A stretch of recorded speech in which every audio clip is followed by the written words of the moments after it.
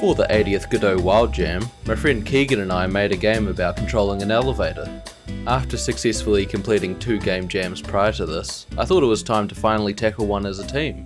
With this extra resourcing, we decided well before the jam started that we'd take on all the wildcards thrown at us. For this game jam, the wildcards were use no text in the game, every character has a ridiculous name, and everything is made of simple shapes. Considering our artistic skills, simple shapes seemed like a given. However, the juxtaposition of no text and ridiculous names seemed a bit paradoxical, but we figured we'd have to do some voice acting for this game. More importantly, however, the theme was controlled chaos. Keeping the theme and wildcards in mind, we started the first day with some brainstorming, leaning heavily towards the chaos element. Our first thought was a game in which you work at a nuclear power plant, the chaos factor regarding an impending meltdown, but being controlled in the sense that you have a team of people trained to deal with this. Our next idea was a top-down Flappy Bird style game, where you play as a delivery driver and the controlled chaos comes from the frantic movement between buildings. When we reached the elevator in a giant office building idea, that's when we got really excited about the possibilities. It could be a 3D game where the elevator doesn't just go up and down, but also left, right, forward and backwards. The chaos could involve not just the controls, but random events like fire alarms, too many people entering, and too many people not making it. Office workers could have elevator conversations where they greet each other by their ridiculous names.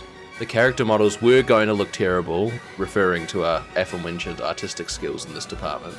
But of course, we had the excuse of the simple shapes wildcard. No text was still going to be challenging, but we felt it was still doable with this plan. While Keegan started the Godot project and added some basic character movement and the office building environments, I got to work on creating the star of the show, the elevator. After we were happy with this initial layout, I implemented what is likely the most controversial design of the entire game: obtuse controls. Using the keyboard and mouse at the same time isn't anything new for games, but controlling one axis of the character movement with the mouse was certainly a misstep. At the time, I felt there was certainly a learning curve, but it was manageable. Getting better and better at controlling the elevator throughout development certainly didn't help our view of the control scheme. Anyways, moving on to the next task, characters. As mentioned earlier, we're both not the best with making models, but we did have the simple shapes wildcard up our sleeve, so simple rounded cylinders seemed like the way to go. And that was day 1. We honestly didn't expect to get this much done in the first day, but we found an idea we liked and we stuck with it, for better or worse. Day 2 included adding character spawners, a very basic scoring system, and mechanics to pick up and drop off people from the elevator. The game also looks a lot nicer with some added colour. Day 3 landed on a Monday, marking the start of the work week, so we did what we could after work. We made it so characters could move off the elevators from both sides and fixed a couple issues, but we left with another issue where the elevator would get stuck or move too slowly. However, we were able to fix this the next day. These next few days we got started on the main menu, made the elevator full with too many people inside, and smoothed out the camera movement.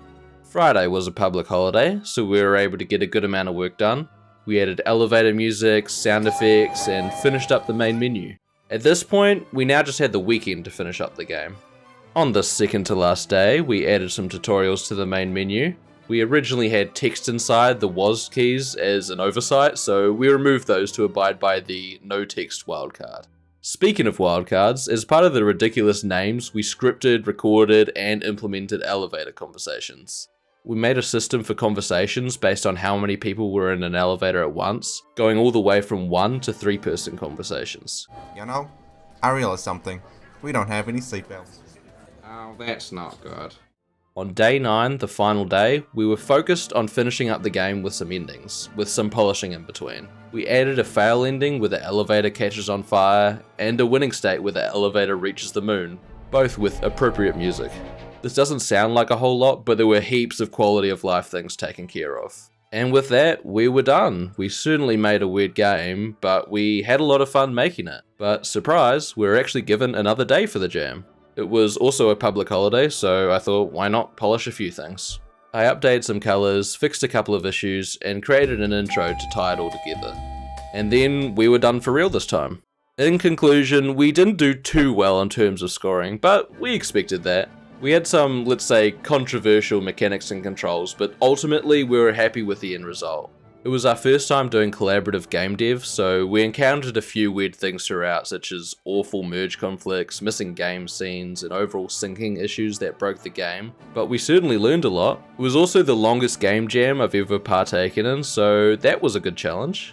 Hopefully you found this journey entertaining. Check out the game on itch if you're interested, and the source code is also on GitHub. Also, thanks to the Godot Wild Jam team for this fun event.